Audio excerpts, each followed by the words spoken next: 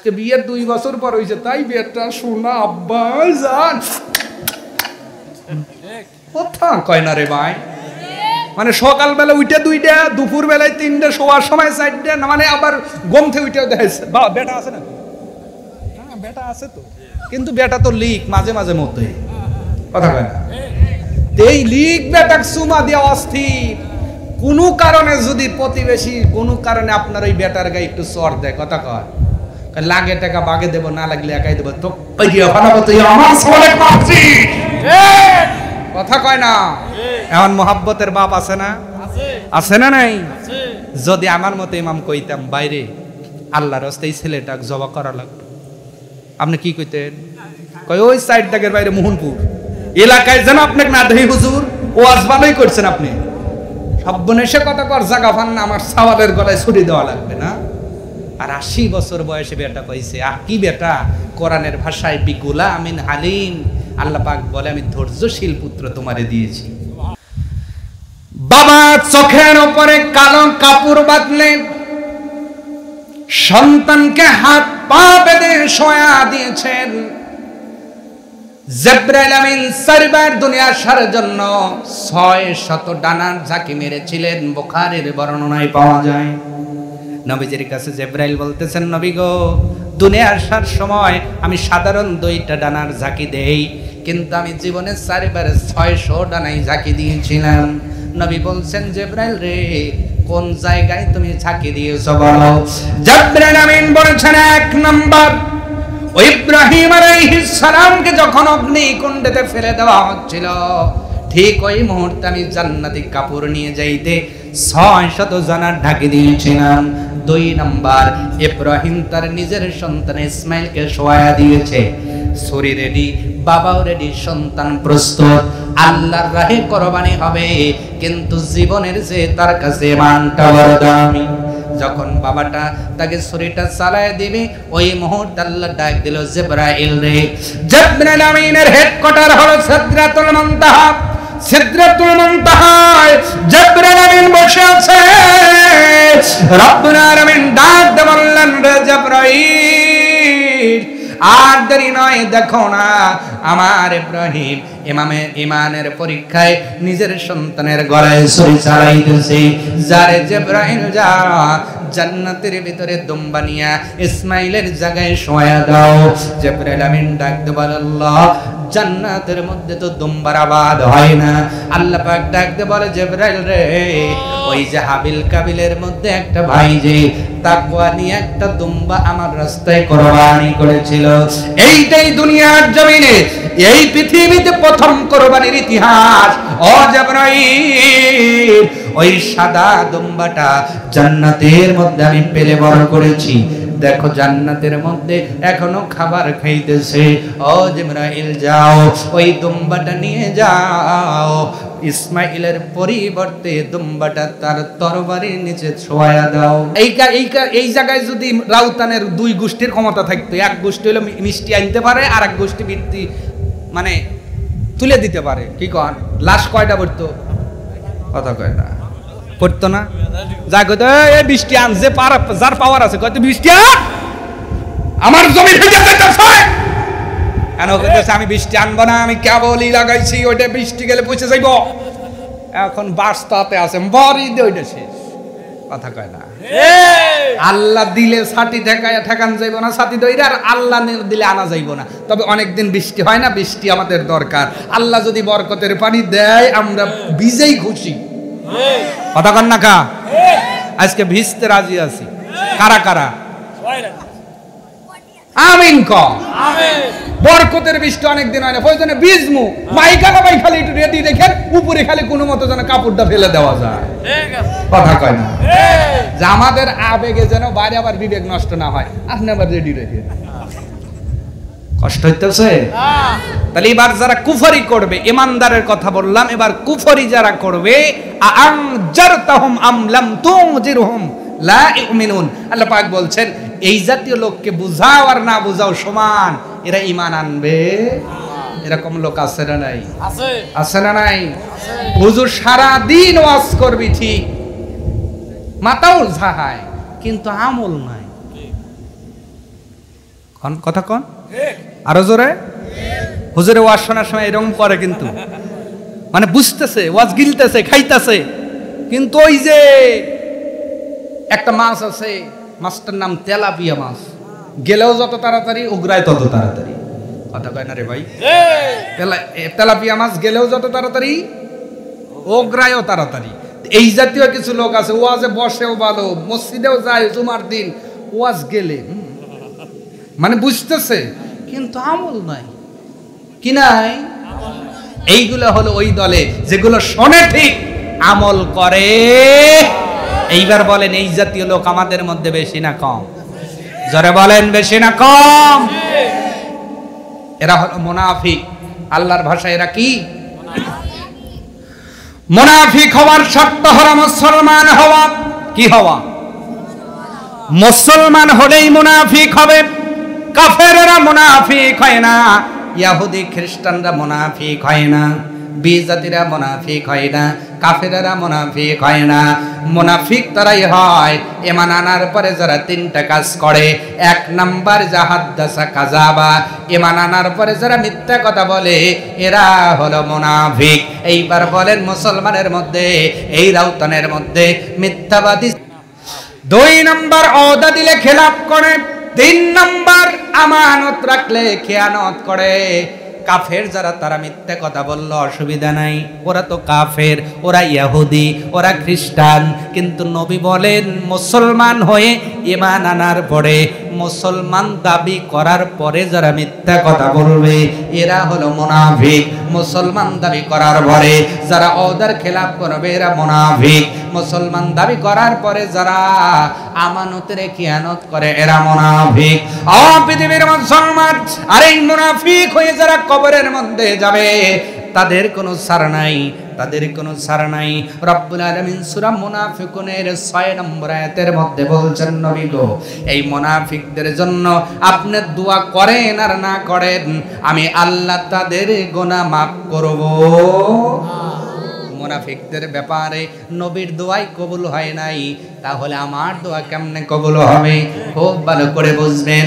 পরান আলী সাহেব বিদায় হয়ে চলে গেলেন, ওনার দুইটা ভাই বিদায় হয়ে গিয়েছেন, আপনার মা বাবা, দাদা দাদি, নানা নানি, বন্ধু বান্ধব অনেকেই বিদায় হয়েছেন, এই এলাকার অনেক মানুষ বিদায় হয়ে গিয়েছেন।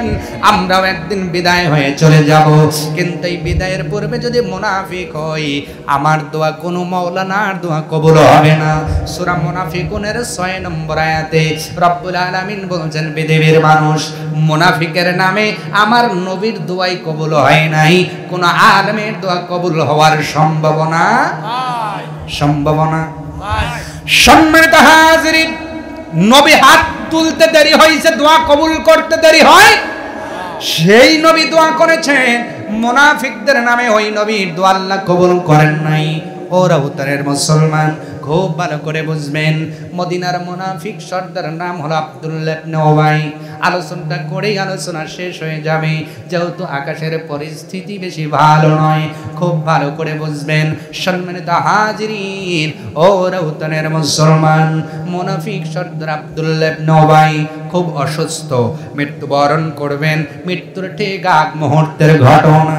তার মানে বোঝা গেল মুনাফিক হন, কাফের হন, বেঈমান হন, ইহুদি হন, নাসারা হন, মুসলমান হন, ইমানদার হন, মরণ একদিন আমাদের সামনে আছে না নাই? আসতে বলেন, আছে না নাই? আব্দুল্লাহ ইবনে উবাই মৃত্যুবরণ করবেন, মৃত্যু জাকামদানি শুরু হয়ে গেছে। ওয়াত্তাকু ইয়াওমান তুরজাউনা ফীহি ইলাল্লাহ, আল্লাহ পাক বলছেন ওই দিনকে ভয় করো, যেই দিন তুমি তোমার রবের দিকে প্রত্যাবর্তন করবা। মুনাফিক গিরি করেছে, কিন্তু আজরাইল তার সামনে হানা দিয়েছে। এমন সময় তার সন্তান আব্দুল্লাহ ইবনে উবাই, তার মানে বাবার নাম আব্দুল্লাহ, ছেলের নাম আব্দুল্লাহ, কিন্তু বাবা মুনাফিক হইলে কি হবে? সন্তান বড় ঈমানদার, নবীর একজন সাহাবী। জোরে বলুন সুবহানাল্লাহ। আব্দুল্লাহ ইবনে উবাইয়ের সন্তান, ওনার নাম আব্দুল্লাহ। এক দৌড় দিয়ে নবীর কাছে চলে গিয়েছেন, নবী গো, বলতে বড় শরম লাগে। আমার বাবা আপনাকে কত কষ্ট দিয়েছে, আপনার বিরুদ্ধে কত কুৎসা রটনা করেছে। নবী গো, আমার বাবার মৃত্যু জাকামদানি শুরু হয়ে গেছে। যদি আপনার মুখের লালা মিশ্রিত একটু পানি দিতেন, আমি সেই পানিটা আমার বাবাকে খাওয়ায়া দিতাম। আমার যেন মনে হয় আপনার মুখের লালা মিশ্রিত পানি পান করার কারণে আমার আল্লাহ তার মৃত্যু জাকামদানি কমায়া দিত। আমার নবী সঙ্গে সঙ্গে তার মুখের লালা মিশ্রিত পানিটা দিয়ে দিলেন। সন্তান নিয়ে চলে গেলেন। আব্দুল্লাহ ইবনে উবাইয়ের সামনে ডাক দিয়ে বললেন, ও বাবা, সারা জীবন মুনাফিকি করেছ, মুনাফিকগিরি করেছ, আমার নবীকে কষ্ট দিয়েছ গো বাবা, কিন্তু মৃত্যুর পূর্ব মুহূর্তে একটু ভালো হয়ে যাও, তোমার জন্য একটু পানি এনেছি, পানি পান করো। আব্দুল্লাহ ইবনে উবাই ডাক দিয়ে বলল, কিসের পানি? সন্তান আব্দুল্লাহ ডাক দিয়ে বললেন, বাবা গো, আমার নবীর লালা মিশ্রিত পানি নিয়ে এসেছি। যেই নবীর মুখের লালা একজন বেঈমানের কাটা হাতের মধ্যে লাগায় দেওয়ার কারণে দুইটা হাত সঙ্গে সঙ্গে জোড়া লেগে গিয়েছিল। আল্লাহ কি পাওয়ার তার মুখের লালার মধ্যে দিয়েছে। ওগো বাবা, যেই মুখের লালাটা শুষে শুষে হাসান হোসেন 3 দিনের ক্ষুধা পর্যন্ত নিবারণ করত, ও বাবা, এই লালা মিশ্রিত পানি নিয়ে এসেছি, একটু পান করেন যেন মৃত্যু জাকামদানি কমা হয়। আব্দুল্লাহ ইবনে উবাই ডাক দিয়ে বলল, রে সন্তান, এর চাইতে যদি কুকুরের পেশাব এনে দিস তাও আমার কাছে ভালো, কিন্তু মুহাম্মাদের থুতু মিশ্রিত পানি আমি পান করব না। এই জন্যই তো ভাগ্যে হেদায়েত না থাকলে হেদায়েত হয়। হেদায়েতের মালিক কে? উনি পানি পান করলেন না। আজরাইল ছেড়ে দেওয়ার পাত্র নয়, মুহূর্তের ভিতরে ইন্তেকাল করে দুনিয়া থেকে বিদায়, মৃত্যু নিলেন, মৃত্যু গ্রহণ করলেন। মুনাফিক সর্দার চলে গেল। এই মুনাফিক সর্দার চলে যাওয়ার পরে এবার নবীজির কাছে খবরটা চলে গেল, আমার নবী চলে গেলেন। এবার আব্দুল্লাহ মুনাফিকের ছেলে নবীর সাহাবী ডাক দিয়ে বললেন, নবী গো, বলতে বড় ভয় হয়, লজ্জা পাই, এরপরে আপনার গায়ের একটা কুর্তা, একটা জামা যদি দিতেন। আব্দুল্লাহ রে, এই জামা নিয়ে তুমি কি করবা? আব্দুল্লাহ ডাক দিয়ে বলে, নবী গো, আপনার গায়ের জামাটা আমার বাবার পরনে পড়ায়া দেব, এই জামা দিয়ে আমার বাবার আমি কাফনটা পড়াইব। আমার যেন মনে হয় আপনার গায়ের জামাটা পরাইয়া দিলে কবরের আযাব হবে না। এই কারণে একটা জামা দিবেন নাকি? রহমাতাল লিল আলামিন সঙ্গে সঙ্গে জামা বের করে দিয়েছে। সুবহানাল্লাহ জোরে। যেই মানুষটা মদিনায় বারে বারে কষ্ট দিয়েছেন, ওই মানুষের জন্য নবীজি জামাটা বের করে দিয়েছেন। সুবহানাল্লাহ। সন্তান নিয়ে গেলেন, মুনাফিক সরদারকে কাফন পরিয়ে দেওয়া হলো। কাফন পরানোর পরে জানাজার জায়গায় নিয়ে গেলেন, যায় দেখেন নবীজি এসে গিয়েছেন। সুবহানাল্লাহ। আব্দুল্লাহ ডাক দিয়ে বলে, ও নবী, জামা দিয়েছেন, একটু যদি আব্বার জানাজার ইমামতিটা করতেন, আমি সন্তান বড় খুশি হয়ে যাইতাম। কিন্তু আব্দুল্লাহ নবীজির সামনে হযরত ওমর দাঁড়ায় গেছে। ওমর ডাক দিয়ে বলে, নবী গো, এমন মানুষের জানাজায় আপনি দাঁড়াবেন? এই মানুষটা মদিনা আসার পরে আপনার বিরোধিতা করেছে, আপনার পক্ষে ষড়যন্ত্র করেছে, ওহুদের প্রান্তরে 350 জন নিয়ে ভেগে এসেছিল। এই মানুষটা আম্মাজান আয়েশা সিদ্দিকার নামে কুৎসা রটনা করেছিল, তাকে চরিত্রহীনা বলে সার্টিফিকেট দিতে চেয়েছিল। এই মানুষটার জানাজা আপনি পড়াইবেন না। আমার নবী ডাক বলে, ওমর রে, তোমার চাইতে আমি কম জানি না। আল্লাহ ডাইরেক্ট আমাকে নিষেধ করেন নাই, শুধু বলেছেন 70 বার ক্ষমা চাইলেও ক্ষমা করা হবে না। আমার আল্লাহ যদি বলতো 70 বারের উপরে ক্ষমা চাইলে তাকে ক্ষমা করে দেওয়া হবে, আমি নবীজিদের জন্য 70 বারের উপরেও দোয়া করতাম, তাও যদি আমার আল্লাহ মাফ করে দিতেন আমি নবী বড় খুশি হয়ে যেতাম। পৃথিবীর মানুষ জানাজার মধ্যে দাঁড়ায় গেলেন। এবার কবরে নামানো হলো। আব্দুল্লাহ ইবনে উবাইকে যখন মুনাফিক সর্দারকে কবরস্থ করা হলো, কবরের কিনারে দাঁড়াইয়া যখন নবীজি হাতটা বাড়ায়, আল্লাহ সহ্য করতে পারেন নাই, রব্বুল আলামিন ডাক বলছেন, নবী গো, মুনাফিক সর্দারের জন্য মুখে লালা মিশ্রিত পানি দিয়েছেন, আমি রব বড় বরদাস্ত করেছি। তার জন্য পরনের কাপড় দিয়েছেন, আমি আল্লাহ বরদাস্ত করেছি। তার জানাজার নামাজটা পড়িয়েছেন, বরদাস্ত করেছি। ওগো নবীজি, এইবার খেলা আপনার হাতেও নাই, ওনার ছেলে আব্দুল্লাহর হাতেও নাই। এবার খেলাটা আমি আল্লাহ আমার কোর্টে চলে এসেছে। খবরদার খবরদার, হাত উঠাবেন না। সঙ্গে সঙ্গে রব্বুল আলামিন সূরা মুনাফিকুনের 6 নম্বর আয়াত নাজিল করে জানায় দিলেন, নবী গো, মুনাফিকদের নামে আপনি দোয়া করেন আর না করেন, আমি আল্লাহ তাদের গুনাহ মাফ করব না। আপনার মুখের লালা ও পান করে নাই, আপনার গায়ের জামা সম্মানিত, কিন্তু সে সম্মানিত নয়। কবরে আসছে, খবর হয়ে যাবে। মুনাফিকদের নবীর শরীরের জামাটাই বাঁচাতে পারে নাই। আপনি কত বড় কাফনওয়ালা হবেন, অতএব মুনাফিক হওয়া যাবে না। পূর্বেই বলেছি মুনাফিকের লক্ষণ 3টা। মুসলমান হওয়ার পরে যারা মিথ্যে কথা বলে, মিথ্যে কথা বলেন না কারা? হাত দেখান তো, টানটা এইবার তোলে না। মিথ্যে কথা বলেন না কারা? আচ্ছা, আগামী সকাল থেকে কারা বলবেন না? লিল্লাহে তাকবীর। চেষ্টা করবেন কারা যে মিথ্যা বলবো না? টানটা। 2 নাম্বার, ওয়াদা দিয়ে খিলাফ করব না। কারা? 3 নাম্বার, আমানত রাখলে খিয়ানত করব না। এখন কবরস্থানের টাকা আমানত থাকে না, কথা কয় না। মাদ্রাসার টাকা আমানত থাকে না, মসজিদের টাকা আমানত থাকে না, কথা কয় না। আর এরা যখন মারা যায় হুজুরিক ধরে লিয়ে আসে, আরে বড় জুব্বা পরে মোনাজাতটা দিছে কি, আল্লাহ জান্নাত বড়টা দিও, আল্লাহ কয় তুই গাইরিয়ে তুই আসা, আমিও গাইরিয়া ভালো। ইমামে আল্লাহ কয় তুই গাইরিয়ে তুই যায় দেখ, আমিও গাইরিয়া ভালো, কথা কয় না। মুসলমান হয় মিথ্যা বলবেন, ওয়াদার খেলাফ করবেন, আর আমানতের খেয়ানত করবেন। এবার আমানতের খেয়ানত একটু উদাহরণ দেই। আমানতের খেয়ানত খালি টাকা হয় না, যেগুলো বউ বিয়ে করার পরে বেপর্দা করে হুন্ডার বিছানে তুলে বিপি, কথা কয় না। বোর তো 3.5 হাত চুল খালি উঠতেছে।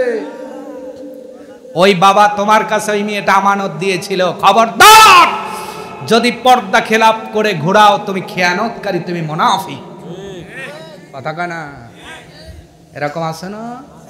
হ্যাঁ, বিয়ার পরে মানে হানিমুন যদি অন্য জায়গাও না করে পারে, এখন তো উদুনি আছে, সকাল বিকাল ফিরি, মানে মেয়েও দিছে শ্বশুর, গাড়িও দিছে শ্বশুর, ও খালি তেল তুলে নিয়েই দৌড়,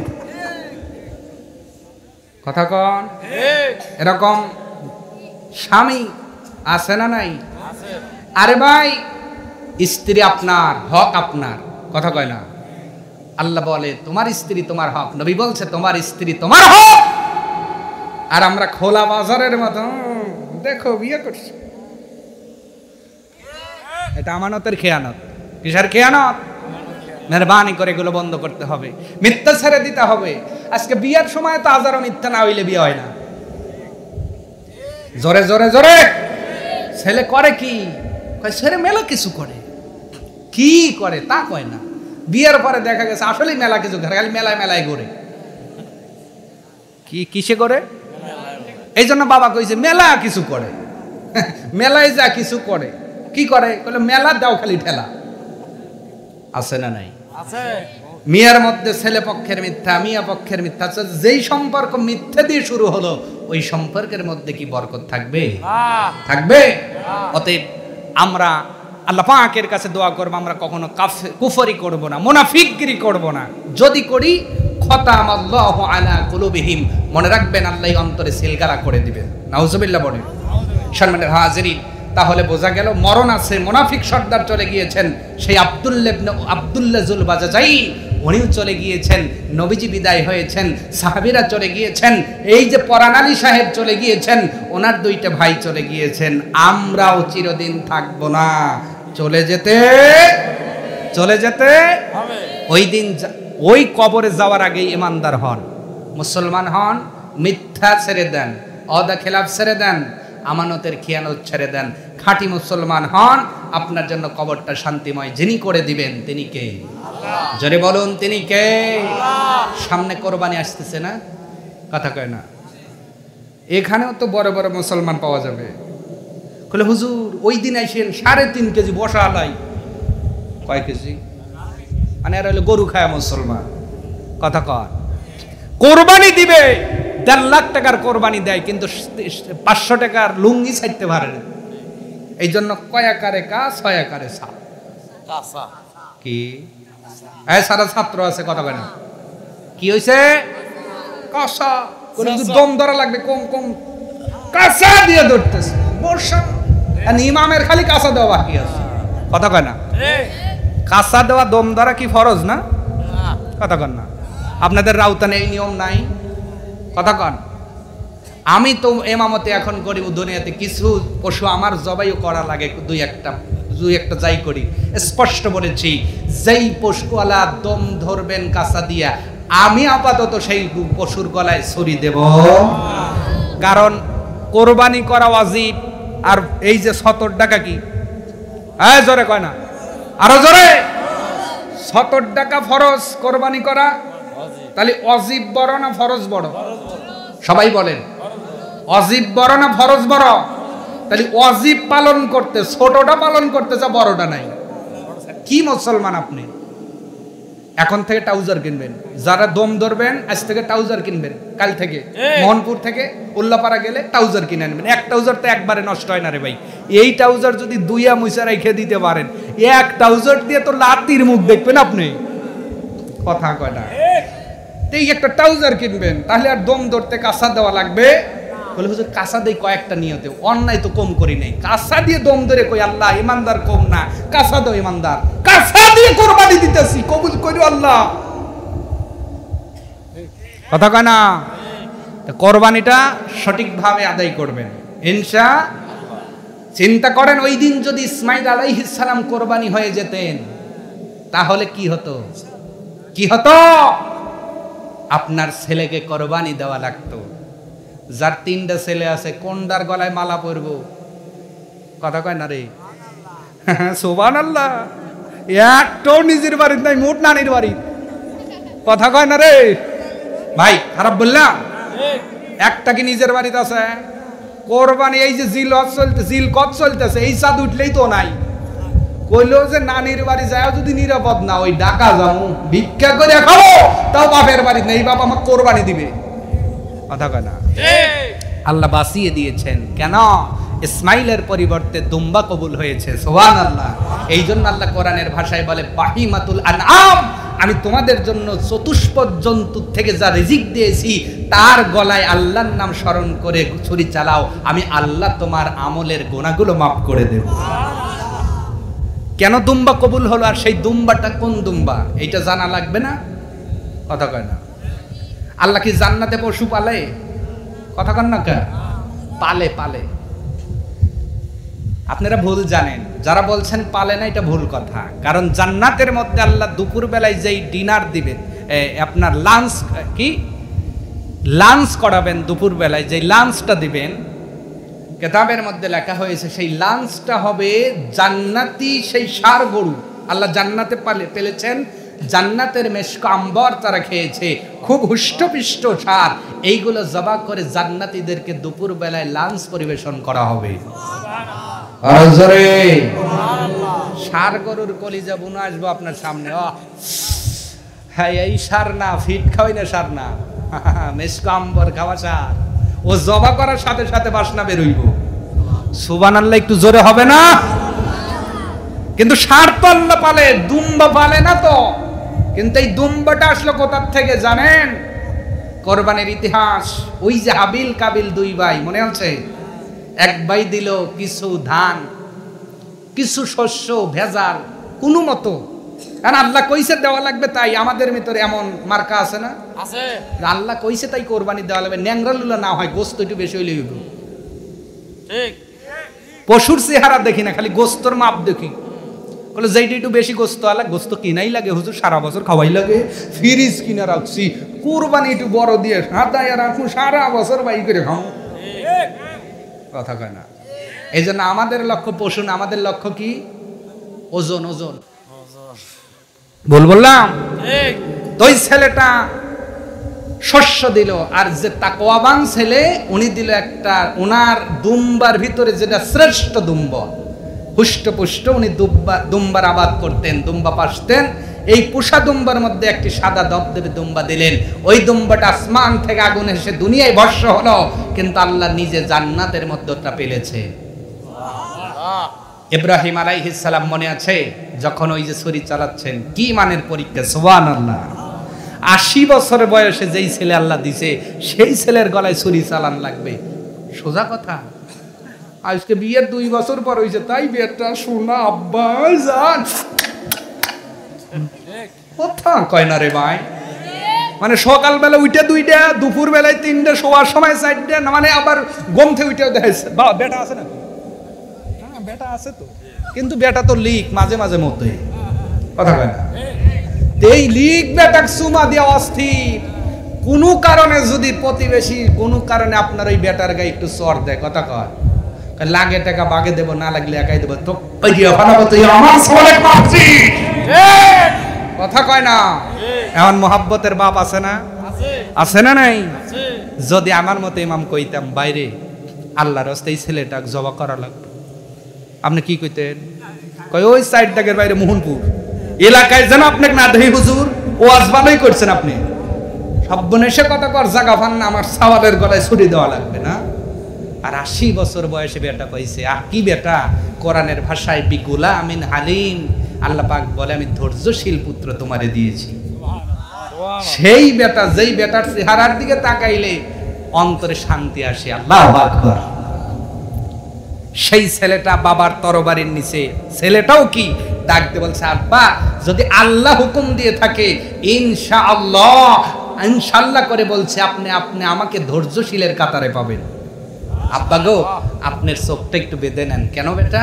বেটা পরামর্শ দিচ্ছে, আব্বা আমি তো আপনার বেটা হই, আমার হাত পাটা বেঁধে নেন, কারণ আল্লাহর হুকুম মানতে যে আমি হয়তো পাটা ছুঁড়ে দিতে পারি, এর কারণে আল্লাহ রাগ করতে পারে, আপনি আমার পাটা বেঁধে দেন, হাতটা বেঁধে দেন, আর আপনার চক্ষুটা একটু বেঁধে নেন আব্বা কালো কাপড় দিয়ে, যেন আমার গলায় ছুরি চালাইতে যে আপনার এই পিতৃত্ব স্নেহ আল্লাহর হুকুম থেকে আপনাকে দূরে সরায় না দেয়।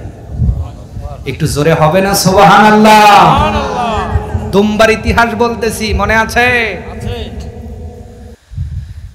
বাবা চোখের উপরে কালো কাপড় বাঁধলেন, সন্তানকে হাত পা বেঁধে শোয়া দিয়েছেন। জিবরাইল আমিন 4 বার দুনিয়া আসার জন্য 600 ডানার ঝাঁকি মেরেছিলেন, বুখারীর বর্ণনায় পাওয়া যায়। নবীজির কাছে জিবরাইল বলতেছেন, নবী গো, দুনিয়া আসার সময় আমি সাধারণ 2টা ডানার ঝাঁকি দেই, কিন্তু আমি জীবনে 4 বার 600 ডানাই ঝাঁকি দিয়েছিলাম। নবী বলছেন, জিবরাইল রে, কোন জায়গায় তুমি ঝাঁকি দিয়েছো বলো? জিবরাইল আমিন বলেছেন, 1 নাম্বার, ইব্রাহিম আলাইহিস সালামকে যখন অগ্নিকুণ্ডে ফেলে দেওয়া হচ্ছিল, ঠিক ওই মুহূর্তে আমি জান্নাতি কাপড় নিয়ে যাইতে 600 জনার ঢাকি দিয়েছিলাম। 2 নাম্বার, ইব্রাহিম তার নিজের সন্তান ইসমাইলকে শোয়া দিয়েছে, ছুরি রেডি, বাবাও রেডি, সন্তান প্রস্তুত, আল্লাহর রাহে কোরবানি হবে, কিন্তু জীবনের যে তার কাছে মানটা বড় দামি। যখন বাবাটা তাকে ছুরিটা চালায় দিবে, ওই মুহূর্তে আল্লাহ ডাক দিল, জিবরাইল রে। জিবরাইল আমিনের হেডকোয়ার্টার হলো সিদরাতুল মুনতাহা। সিদরাতুল মুনতাহায় জিবরাইল আমিন বসে আছে।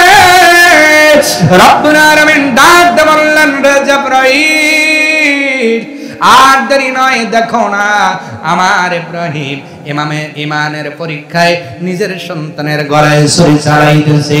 যারে জিবরাইল যা, জান্নাতের ভিতরে দুম্বা নিয়া ইসমাইলের জায়গায় শোয়া দাও। জিবরাইল আমিন ডাক দে বলে আল্লাহ, জান্নাতের মধ্যে তো দুম্বার আবাদ হয় না। আল্লাহ পাক ডাক দে বলে জিবরাইল রে, ওই যে হাবিল কাবিলের মধ্যে একটা ভাই যে তাকওয়া নিয়ে একটা দুম্বা আমার রাস্তায় কুরবানি করেছিল, এইটাই দুনিয়ার জমিনে এই পৃথিবীতে প্রথম কুরবানির ইতিহাস। ও জিবরাইল, ওই সাদা দুম্বাটা জান্নাতের মধ্যে আমি পেলে বড় করেছি। দেখো জান্নাতের মধ্যে এখনো খাবার খাইতেছে। ও জিবরাইল যাও, ওই দুম্বাটা নিয়ে যাও, ইসমাইলের পরিবর্তে দুম্বাটা তার তরবারির নিচে ছোঁয়া দাও। জিবরাইল বলেন ইয়া রাসূলুল্লাহ, আমি লক্ষ্য করে দেখি এখন ইসমাইল তার বাবার ছুরির নিচে শুয়ে আছে। ছুরিটা চালায় দিবে, ন্যানো সেকেন্ডের ঘটনা, একটু কম বেশ হলে ছুরিটা চলে যাবে। কিন্তু আমার ভয়, দুইটা ঝাঁকি মারলে আমি পৌঁছাতে পারবো কি পারবো না। এই জন্য জান্নাত থেকে দুম্বা নিয়া 600 ডানার ঝাঁকি মেরেছিলাম। আওয়াজ তুলে বলা যাবে কি সুবহানাল্লাহ। শুধু ডানার ঝাঁকি মারি নাই, আমি পৌঁছাতে পারবো কিনা জিবরাইল বলতেছেন নবী গো, পৌঁছাতে পারবো কিনা এই চিন্তায় পড়ে গেলাম। দুম্বা তো আমার কাছে, আমি তো স্পিডে ছুটেছি। দুইটা ডানার ঝাঁকি মারলে চোখের পলকে লাউহে মাহফুজ থেকে নবীর কাছে হয়ে নিয়ে আসি। এই স্পিড দুইটা ডানার ঝাঁকি দিলেই হয়, কিন্তু আমি 600 ডানার ঝাঁকি মেরে দিয়েছি। তাও কলিজার মধ্যে ভয়, না জানি ছুরি চালানোর আগে পৌঁছাতে পারবো কি পারবো না। এই জন্য জিবরাইল আমিন বলেন নবী গো, আমি উচ্চারণ করলাম আল্লাহু আকবার, আল্লাহু আকবার, সুবহানাল্লাহ। কি বললো? যেইটা আপনারা পড়বেন তাকবীর, তাকবীর আইয়ামে তাশরিক যে পড়েন, এইটা পড়েন কিন্তু ইতিহাস অনেকেই জানেন না। ইতিহাসটা জেনে নেন। জিবরাইল আমিন বললেন আমি দুম্বা নিয়ে আসতেছিলাম আর উচ্চ আওয়াজ আসমান থেকে আওয়াজ দিতেছিলাম আল্লাহু আকবার, আল্লাহু আকবার, সুবহানাল্লাহ। এই ধ্বনিটা শুধু আসমানে নাই, জিবরাইলের কণ্ঠের ধ্বনি আসমান থেকে নিচে আসতে আসতে এই আওয়াজের ধ্বনি যখন ইব্রাহিমের কর্ণকুহরের মধ্যে পৌঁছে গেল, ইব্রাহিম আলাইহিস সালাম তামাম এলাকার মধ্যে কোনো লোকজন নাই, ঘর বাড়ি নাই, কোথা থেকে যেন আল্লাহর বরত্ব মহত্ব প্রকাশ করা হয়। আল্লাহু আকবার, আল্লাহু আকবার ধ্বনি দেওয়া হয়। এই আওয়াজ যখন ইব্রাহিম আলাইহিস সালাম শুনলেন, উনি জবান খুলে বলে দিলেন লা ইলাহা ইল্লাল্লাহু আল্লাহু আকবার। এই আওয়াজ যখন বাবার কণ্ঠে সন্তান ইসমাইল শুনলো, এই শোনার পরে লা ইলাহা ইল্লাল্লাহু আল্লাহু আকবার এই আওয়াজ যখন বাবার কণ্ঠে শুনলো, এবার সন্তান ডাক দিয়ে বলল আল্লাহু আকবার ওয়ালিল্লাহিল হামদ। এইখানে তিনজন আমল করেছে। প্রথম নাম্বার জিবরাইল, দ্বিতীয় নাম্বার ইব্রাহিম আলাইহিস সালাম, তৃতীয় নাম্বার সাইয়েদনা ইসমাইল আলাইহিস সালাম।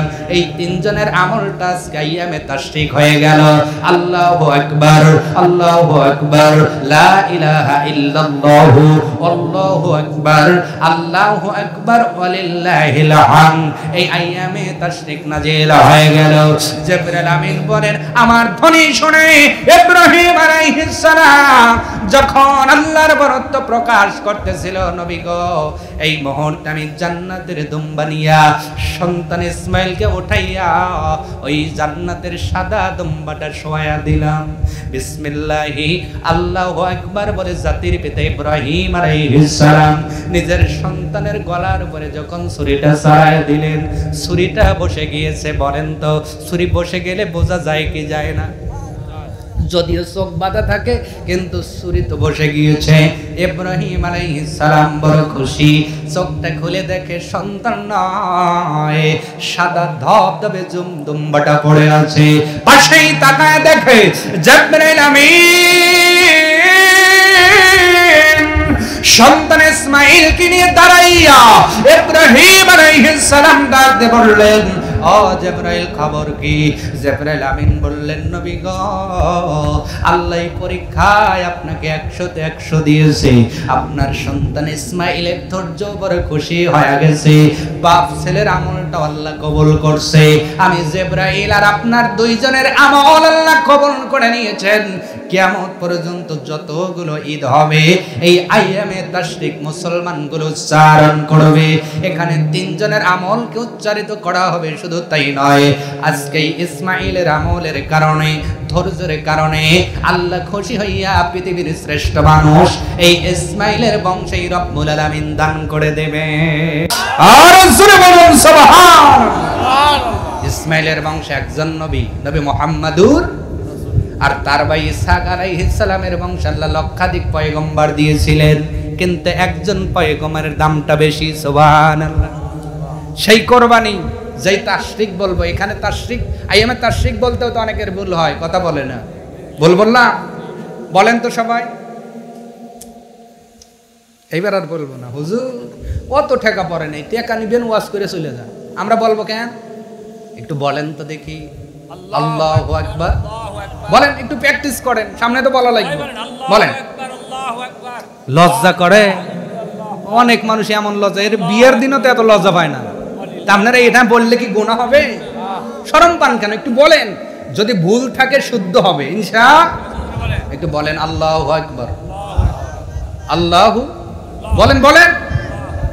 লা ইলাহা ইল্লাল্লাহু। এখানে কি? আবার কি? আবার কি?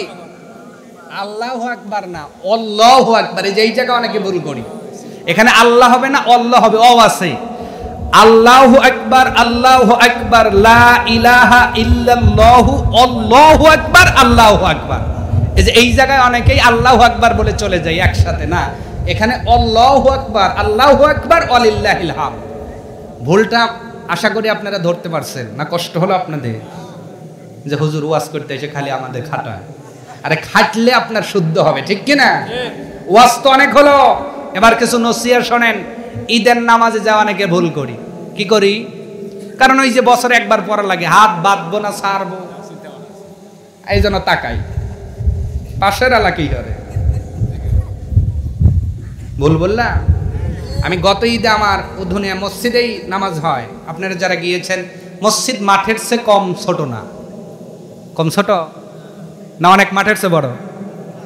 1 বিঘার উপরে জায়গা, 113টা না 15টা ফ্যান গড়ে। কয়টা? আপনারা যারা গিয়েছেন দেখেছেন। এই মসজিদে আমি মাঠ পড়াই, শুকরিয়া আলহামদুলিল্লাহ। তো গত ঈদে আমি এইভাবেই বলেছি যে আপনারা কয়েকটা দিক খেয়াল রাখলে আর এতে তাকাতুকি করা লাগবে না। তো হয় কিনা? কন হয় কিনা বলেন? মানে হাত তুলে এখন বাঁধবো না ছাড়বো, এখন বুদ্ধি কি না ইমামের দিক।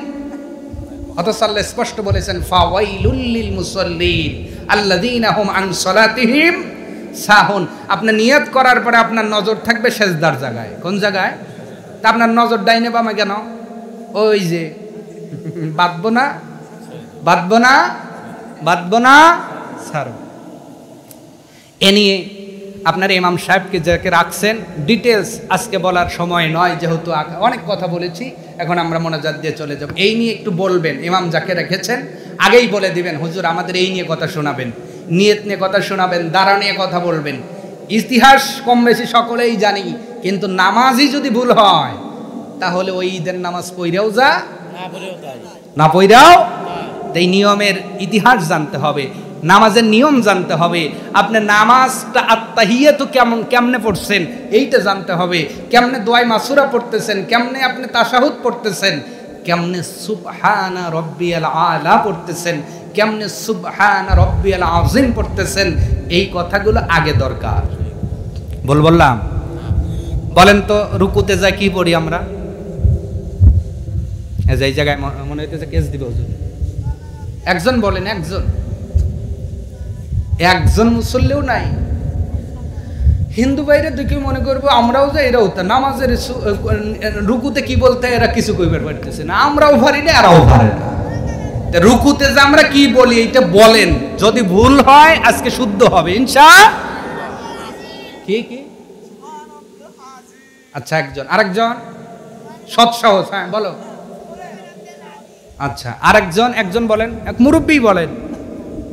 জি জি। এই যে আমার জড়তা, এই যে ভুল, এই যে অসঙ্গতি, এটা কখনো ইমামকে জিজ্ঞেস করি না, হুজুর দেখেন তো ঠিক আছে কিনা। কিন্তু আমি খালি বলি, হুজুর মোনাজাত করবো কিনা। যারা করেন ওরা বাদ, আমি মসজিদ বানাবো। আমি যা জিজ্ঞেস করি হাত বুকে না পেটে, আমি যা জিজ্ঞেস করি আমি নাচতে না জোরে, আমি যা জিজ্ঞেস করি শীত হয় শোবো না কাইতে হয় শোবো, আমি যা জিজ্ঞেস করি লম্বা টুপি দেবো না পাঁচ কল্লি দেবো, আমি যা জিজ্ঞেস করি ফাড়া জামা পরবো না লম্বা জামা পরবো। কথা কয় না। অথচ আমার মধ্যে যে তাশাহুদে ভুল, তাসবিতে ভুল, আল্লাহকে স্লোগান দিচ্ছেন, এইটা আপনি ভুল করতেছেন। অথচ আমরা কখনো ইমামকে এর কথা বলি। আর যেই ইমাম বলে ওই ইমামের চাকরিও বেশি দিন থাকে না। কেন থাকে না? বলে হুজুর খালি আমার ভুল ধরার লাগাইছে, আউট। কোন হুজুর? বলে যেই হুজুর কানে হাত দিয়ে 3 ঘন্টা কোরআন না দিছে তাই গান না তাই। কথা কর না কা? এই ওয়াজ করলে আমরা খুব ভালো। এটা কি ওয়াজ না ওয়াজ? কথা কর না কা? যেই ওয়াজ আপনাকে ইমানের ভাবে পরিপক্কতা দিতে পারেন ওটা ওয়াজ নয়, ওটা আওয়াজ। মনে রাখবেন, সুবহানা রব্বিয়াল আযীম। সুবহানা, সোবানা সোবানা সোবানা, সুব বলেন, সুবহানা রব্বিয়াল আযীম। আবার আপনার সিজদায় সুবহানা রব্বিয়াল আলা। ঠিক আছে? আপাতত রুকু তাসবিহ ঠিক হলো, আপাতত আমার আইয়ামে তাশরিক ঠিক হলো, আলহামদুলিল্লাহ বলেন। যতটুকু কষ্ট দিয়েছি আপনাদের কাছে একটু ক্ষমা চাই। আমরা গাজওয়াতুল হিন্দের পক্ষে থাকবো। ভারত পাকিস্তান যে অবস্থা আজকে চলতেছে, কাশ্মীর তথা পুরো ভারতের মধ্যে মুসলমানদের নির্যাতন নিপীড়ন চালানো হচ্ছে, দোকানপাট ভেঙে দেওয়া হচ্ছে। প্রিয় ভাইয়েরা, না না না, ওই যে বৃষ্টি পড়তেছে, আপনি আগেই দিবেন কইছিলাম, এই বৃষ্টি কারণে না না আগে আপনি বলছিলাম, হ্যাঁ আগে এলে আগে দিতে বলছিলাম। ওই যে মুরব্বি একটা গজল কবর কইছি, আজান দিবেন কইছি। আচ্ছা একটা গজল ভাই আবদার করছে, গজল বলেই আমরা মোনাজাতে যাব ইনশাআল্লাহ। যদি এখন জায়গা আছে একটু সামনের দিকে আগান, তাহলে মাথায় বৃষ্টি পড়বে না। একটা গজল বলবো ইনশাআল্লাহ। মানুষ কই যায় রে দুনিয়া সারিয়া,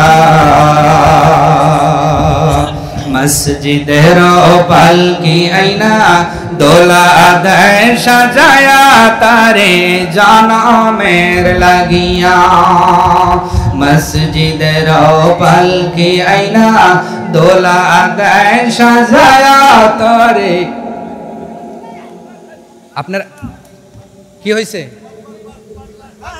ও মুরব্বীরা চলে যাচ্ছে, বৃষ্টি পড়তেছে তো ভাই।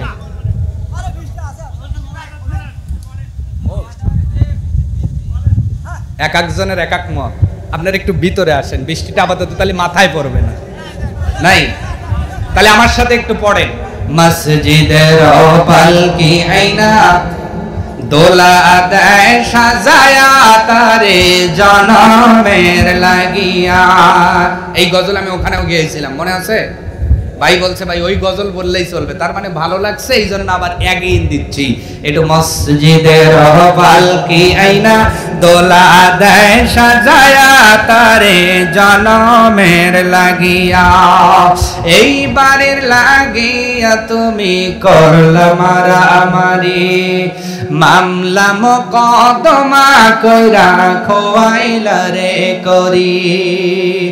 আজকে তুমি যাবে চলে,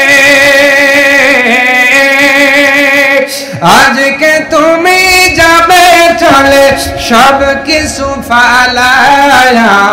মসজিদের পালকি আইনা দোলা দেয় সাজায়া তারে জনমের লাগিয়া।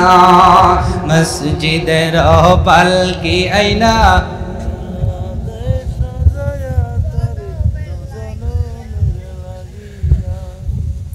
ছেলে মেয়ে নববধূর প্রেমেতে মজিয়া, নামাজ রোজা সব খোয়াইলা দুনিয়ায় আসিয়া।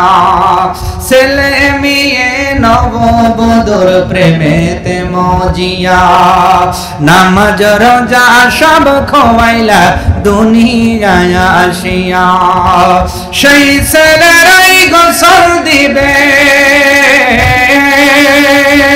সেই ছেলেরাই গোসল দিবে মশারি টানায়া, মসজিদের পালকি আইনা দোলা দেয় সাজায়া, তারে জনমের লাগিয়া।